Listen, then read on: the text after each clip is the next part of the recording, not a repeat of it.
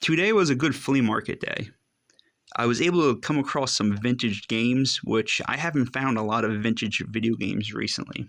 So it's a category that I like to always add to my collection, but have a tough time doing so. At the prices I paid for these games, no one in their right mind would pass them up. At the end of the video, I have a couple pieces of advice for mostly hobbyists. If you're a big time collector or a reseller, you know that information already, or at least you should. But let's check out what I found. One of the vendors that I stopped at appeared to be an estate sale type of person because they had a lot of bins set up in rows, or sometimes you'll see cardboard boxes. And I'm talking about 50 or 60 boxes, not like they just packed a car up. They arrive with a box truck full of items. And in that case, you know that the person probably is selling stuff cheaper. They might not have looked through everything. And most likely, if it's an estate sale person, they got paid to remove all the items from the property. And they're just trying to flip whatever things that they have before it has to go into the trash. And they're really looking to get rid of things. So they had one table set up, and on the table were a couple games. There was one that I didn't buy. It was Hannah Montana. I did not want that in my collection. I know it probably had some kind of value, but I couldn't put my pride aside to buy it, let's say. I did not want that in my video game collection. And if someone else was coming by and for some reason they wanted it, I'd rather not take it from them and let them have the opportunity to have some joy of picking something up for a good price. We have Game Boy Color games complete in box. I have the manuals for them. They have the inserts inside. And you definitely can't go wrong for $1 a piece on any video game that's still in the box, especially Game Boy games.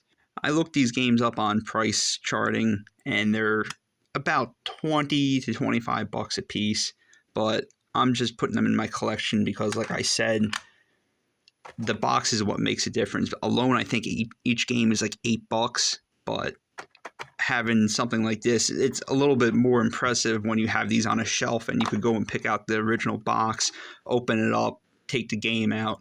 It makes a nice display case item as well. 15 to 20 minutes later, I ended up coming across another seller who I've seen down there multiple times before. He's an older gentleman, and he normally doesn't have a lot of items for sale. For perspective, he might have 2 tables set up, sparsely furnished with miscellaneous things. I don't want to be derogatory, but it's mostly stuff like you would expect, like kind of like trash items, stuff that people are salvaging and reselling. However, he had a blanket on the ground with some toolboxes, and behind those toolboxes, I spotted these 4 games. So, of course, I had to ask a price on them.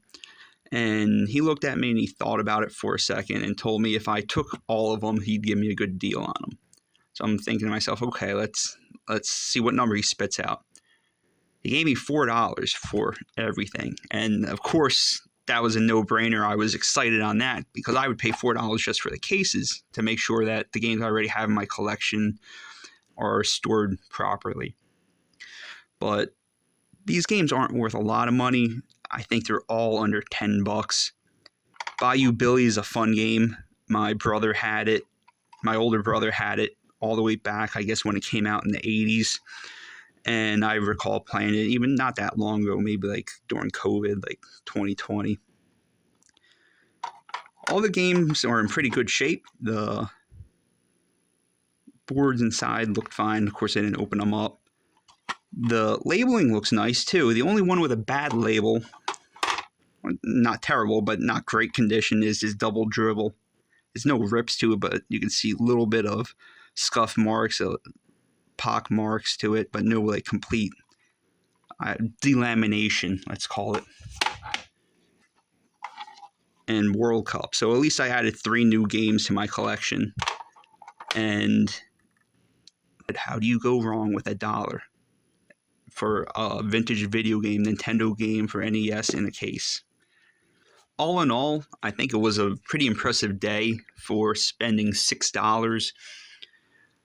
I love video games, so anytime I could run across a couple pieces that I don't own and can add to my collection, I always appreciate that opportunity, and I take advantage of that opportunity.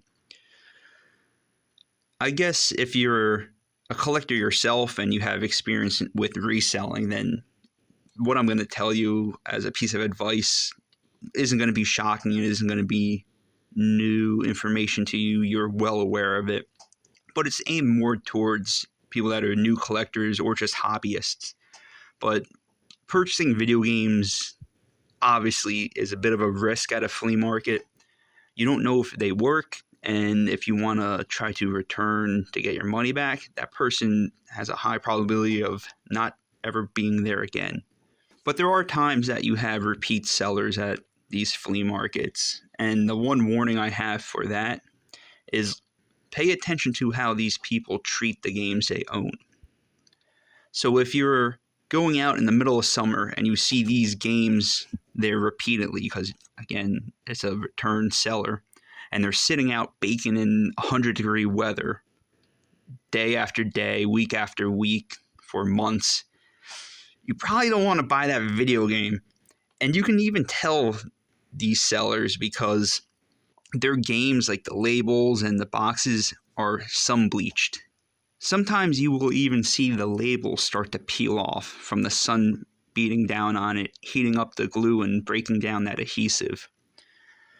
And another word of warning is games that are kept in, think of like the metal or plastic display cases.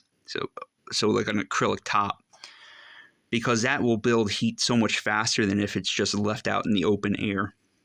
And even open air is a problem because if you're at a flea market, say if it's a dirt market versus an asphalt paved lot, then you're going to have a lot of stuff blowing around. You're going to get dust and debris in your cartridges, and you're going to make sure you have to clean them before you insert them into your gaming system.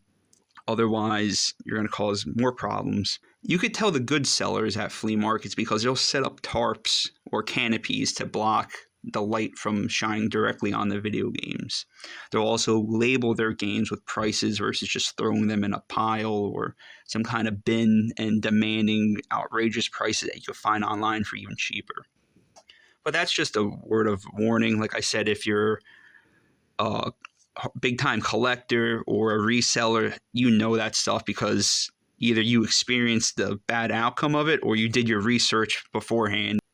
So with that said, I wanted to end by saying thank you for watching, especially if you made it up to this point.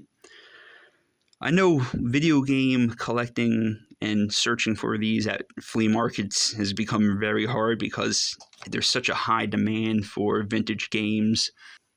So hopefully this is a little bit of motivation for you to go out to your next town-wide yard sale or your local flea market and see what sellers have to offer. There's all different types of treasures out there, depending on your hobby. If it could be video games. Personally, I like gold and silver jewelry the best. That's where a lot of the big money's at, right? But we all know that there's treasure out there, and you never know what you can find, so you have to stay searching. Thanks again.